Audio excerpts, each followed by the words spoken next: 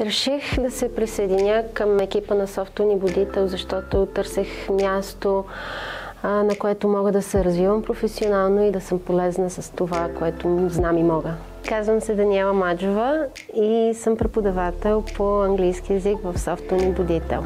Да преподавам в гимназията ме мотивира най-вече високата култура на работа. Всеки уважава труда на другия и е готов да му помогне винаги, когато има нужда. Както и постоянното учене. Тук има много възможности, в които всеки един преподавател може да се развива в желаната посока. Софтуни Будител се отличава от другите гимназии най-вече с ясната си визия за ученика. Именно стремим се да подготвяме ученици, които са осъзнати, отговорни, целеустремени, с ясна цел и готови да я следват. В Софтуни Будител съчетаваме теорията с практиката, най-вече чрез разнообразни активности, които провокират учениците да развиват своите знания и умения.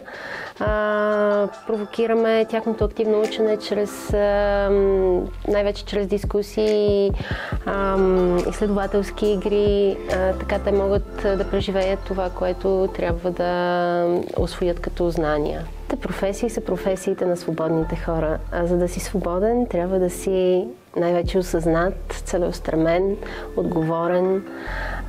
Точно такива млади хора се опитваме да възпитаваме и учим в Софтуни Будител. В нашата гимназия сме едно голямо семейство и в продължение на работата на семействата на нашите ученици, ние се стремим да подкрепяме и доразвием ценни качества в тях. Най-важни според мен, от които са тяхната целеустременост, тяхната осъзнатост, това да са добри и подкрепящи своите близки, познати, съученици, семейства и така нататък.